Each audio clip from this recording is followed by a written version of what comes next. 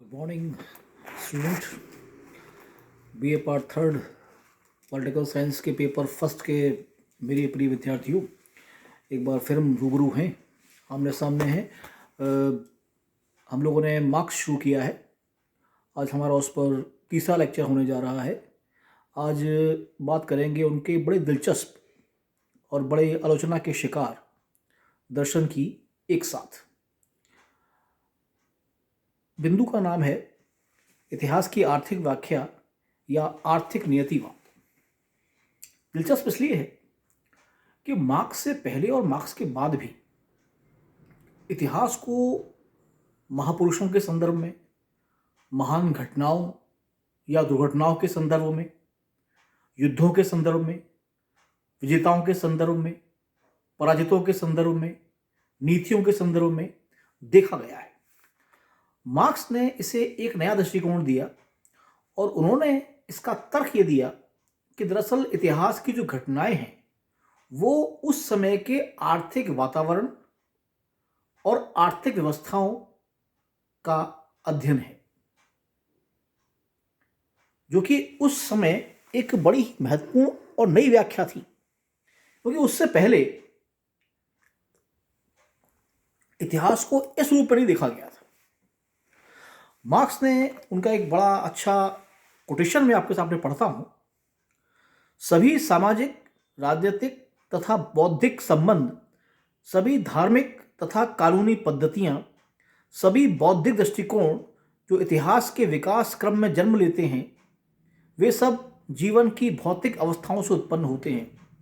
अब आप समझ रहे होंगे कि मैंने आपको पहले जो उनका द्वंद्वात्मक भौतिकवाद है वो क्यों पढ़ाया। मार्क्स का पूरा दर्शन आर्थिक और भौतिक गतिविधियों के इर्द गिर्द घूमता है और यही उसका दूसरा पार्ट है। इस दृष्टि से उन्होंने इतिहास को 6 भागों में बांटा है। यानी आप मानव के जन्म से लेकर वर्तमान स्थिति तक के समय को इसमें देख सकते हैं। ये जो 6 अवस्थाएं हैं उनकी इतिहास की आर्थिक व्याख्या की, उसमें पहली है आदिम साम्यवादी अवस्था। अब जब आप इसको पढ़ रहे हैं और जब हम इस लेक्चर को आगे बढ़ाएंगे तो आपके मस्तिष्क में मानव के विकास की यात्रा जो आपने जनरल साइंस में क्लास 9th या 10th में पढ़ी होगी उसको रखिएगा, तो आप इस बात को ज़्यादा बेहतर तरीके से समझ पाएंगे। मनुष्य के उदय के समय को देखिए, अपने मस्तिष्क पर लाइए। उसके पास केवल पत्थर के हथियार हैं और वो केवल शिकार पर जीवित है। कुछ जंगली फल वगैरह भी खा लेता है। यानी उस समय कोई स्वामी या सेवक का संबंध स्थापित नहीं है। अब जीव जगत में आप अगर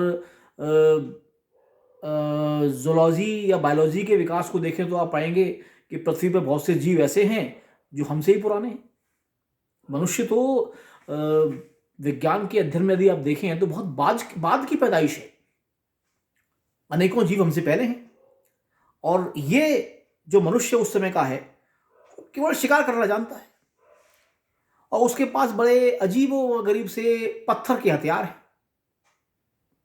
तो ऐसे में ये बड़ा आवश्यक था कि वो समूह में रहे, क्योंकि भोजन और सुरक्षा उसकी मूल आवश्यकताएं हैं जो वो अकेले पूरी कर नहीं सकता। तो इसीलिए मार्क्स ने इसको आदिम साम्यवादी अवस्था कहा है। उनके अनुसार इस अवस्था में मनुष्य साथ में रहते हैं क्योंकि इंटरेस्ट एक सा है, संपत्ति किसी की है नहीं, कोई किसी पर अधिकार नहीं रखता और सब बराबर है, ना परिवार है और ना ही संपत्ति। इसको उसने आदिम साम्यवादी अवस्था या आदिम साम्यवादी युग कहा है। अगला बिंदु कह रहा है वो दास अवस्था।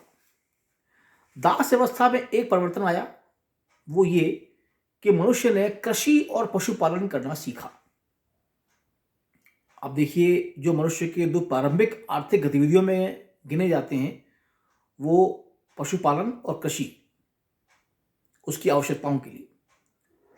अब कृषि और पशुपालन ये दोनों ही जो आर्थिक वृत्तियां हैं ये अकेले मनुष्य के बस की बात नहीं है। कृषि करने के लिए आपको भूमि चाहिए और पशुओं को पालने के लिए आपको सेवक चाहिए।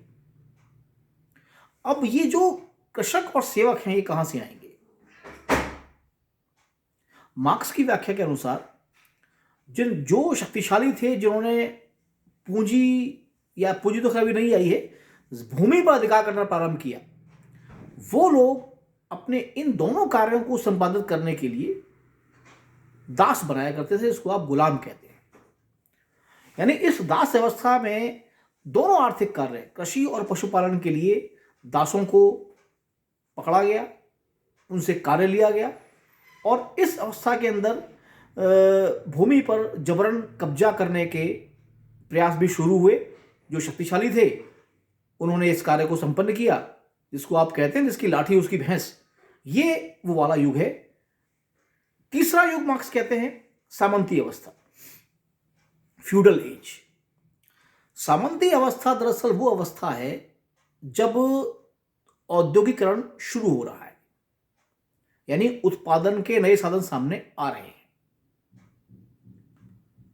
देखिए, दास प्रथा में और सामंती अवस्था में एक मूलभूत अंतर है। वो अंतर ये है कि सामंत भूमि का, जहां वो उत्पादन कर रहा है या जहां वो कृषि कर रहा है, वहां का स्वामी तो है, लेकिन वो इन कार्यों को स्वयं नहीं कर रहा, बल्कि वो कृषकों और श्रमिकों के माध्यम से कार्य को करवा रहा है। बदले में उनको वेतन या अपनी फसल में से, उपज में से कुछ हिस्सा दे रहा है। ये गुलाम व्यवस्था वैसी तो नहीं है जैसी कि दास प्रथा है। ये दास तो नहीं है। हम ये कह सकते हैं कि मार्क्स की व्याख्या के अनुसार कि प्रत्यक्ष दास नहीं है, पर अप्रत्यक्ष हैं और शोषण ज्यादा है। इस अवस्था में मार्क्स ने व्याख्या ये की है कि शोषण दास प्रथा से ज्यादा है। अगला बिंदु जो इतिहास का चरण है वो है पूंजीवादी अवस्था, जो कि चौथी अवस्था है। यहां पर मार्क्स ये बात करते हैं कि औद्योगिक क्रांति के बाद ये व्यवस्था उभरकर सामने आती है। विकसित देशों में नए नए उद्योग खुलते हैं, नई फैक्ट्रियां लगती हैं। उन फैक्ट्रियों में काम करने के लिए श्रमिक चाहिए, क्योंकि भूमि पर तो ये जो सामंती वर्ग था ये अब पूंजीपति वर्ग में बदल गया है। इसके पास बड़ी बड़ी भूमियां हैं, आर्थिक साधनों पर इसका नियंत्रण है, और उसके इस कार्य में जो ये श्रमिक वर्ग है ये अपना सहयोग कर रहा है, क्योंकि उसके पास कोई चॉइस नहीं बची है। ना उसके पास भूमि है, ना उसके पास धन है, ना उसके पास वैचारिक आज़ादी है। वो एक मशीन के पुर्जे की तरह कार्य कर रहा है। जब तक काम कर रहा है ठीक है, पुर्जा घिस गया, टूट गया, निकाल के फेंक दीजिए, नया लगा लीजिए। मार्क्स ने इस अवस्था में वो शोषण की चरम सीमा माना है। उसके मुताबिक इस स्थिति में जो ये पूंजीपति वर्ग है ये शोषण की कोई सीमा तय नहीं करता, और यही कारण है, आगे हम पढ़ेंगे इस चीज को, कि उसने कहा है कि राज्य रूपी संस्था पर भी इन पूंजीपतियों का नियंत्रण है। तो जो सरकार है या संसद है या जो भी शासन की संस्था है, वो जो नियम कायदे कानून बना रही है वो इन्हीं के हित में बना रही है। परिणाम, शोषण को राज्य का संरक्षण प्राप्त है, अभयदान प्राप्त है। ये पूंजीपति वर्ग जो चाहे कर रहा है और राज्य कुछ नहीं कह रहा। लेकिन वो इस अवस्था का अंत करता है एक क्रांति के रूप में। वो ये कहते हैं कि जब ये शोषण अपने चरम पर पहुंच जाता है, अपने पीक पर पहुंच जाता है, तो उसके बाद ये जो श्रमिक तबका है, जिसको उसने सर्वहारा वर्ग कहा है, ये एक क्रांति करता है इस पूंजीपति वर्ग के खिलाफ। और उस क्रांति के परिणाम स्वरूप पूंजीपति वर्ग समाप्त किया जाता है, और उसके स्थान पर यह सर्वहारा वर्ग सत्ता को अपने हाथ में लेता है। अगला बिंदु, श्रमिक वर्ग के अधिनायकत्व का युग या अवस्था। ये जो बिंदु है मार्क्स का सबसे ज्यादा आलोचना का विषय बना है। मार्क्स कहता है इस अवस्था में राज्य का जो परंपरागत रूप था वो समाप्त हो गया है, और अब सत्ता पूंजीपतियों के हाथ से निकलकर श्रमिकों के हाथ में आ गई है। यहां तक बात ठीक है। और इसके बाद जो श्रमिक लोग हैं ये अपनी एक अस्थायी व्यवस्था बनाएंगे और ये अस्थायी व्यवस्था पूंजीपति व्यवस्था के जो रहे सहे अवशेष हैं उनको भी समाप्त कर देगी। लेकिन जिस बिंदु पर आलोचना मार्क्स की होती है वो ये कि वो इस श्रमिक वर्ग के अधिनायकत्व की अवस्था के युग की कोई समय सीमा तय नहीं करता है। वो कहता है ये अनादिकाल तक भी हो सकती है। जब तक पूंजीपति रहेंगे ये डिक्टेटरशिप या अधिनायकवाद चलता रहेगा। और अगला जो उनका छठा चरण है इतिहास का वो है साम्यवादी अवस्था। इस पर वो कहते हैं राज्य पूरी तरह समाप्त हो जाएगा, समाज में केवल दो वर्ग बचेंगे, केवल एक वर्ग, क्षमा करें, वो होगा ये श्रमिक वर्ग। पूंजीपति वर्ग पूरी तरह खत्म कर दिया जाएगा। और इसके लिए मार्क्स ने राज्य विहीन और वर्ग विहीन समाज का विशेषण प्रयोग किया है, क्लासलेस एंड स्टेटलेस सोसाइटी, यानी जहां ना वर्ग होंगे ना राज्य होगा। और इस अवस्था को उसने साम्यवाद कहा है और इसकी तुलना उसने आदिम साम्यवाद से की है। तो ये इतिहास की 6 अवस्थाएं मार्क्स ने बताई हैं। अब बात करें इसके निष्कर्ष की या इसकी आलोचना की। निष्कर्ष की बात हम करते हैं। पहले वो ये मान के चलते हैं कि सामाजिक परिवर्तन केवल महापुरुषों का जीवन या महानायकों का जीवन नहीं है। ये विडंबनापूर्ण जो घटनाएं हुई हैं खाली उनकी व्याख्या नहीं है। इतिहास केवल आर्थिक संबंधों की व्याख्याओं पर आश्रित होता है और आर्थिक व्यवस्थाओं का बदलाव ही इतिहास की दशा और दिशा तय करता है। अगला बिंदु वो कहते हैं कि सामाजिक व्यवस्था में उसी वर्ग का आधिपत्य होता है जिसका उत्पादन के साधनों पर नियंत्रण हो। तीसरा बिंदु, समस्त सामाजिक व्यवस्था उत्पादन की परिस्थितियों पर निर्भर करती है कि ये जो श्रमिक वर्ग है और जो पूंजीपति वर्ग है इनके अंतर संबंध कैसे हैं, इतिहास इस पर आगे बढ़ता है। और आखिरी बिंदु, वर्ग संघर्ष या क्लास स्ट्रगल सभ्यता की नियति है, डेस्टिनी है। वो ये मान के चलते हैं कि इन दोनों वर्गों के बीच में किसी भी प्रकार का समन्वय नहीं हो सकता।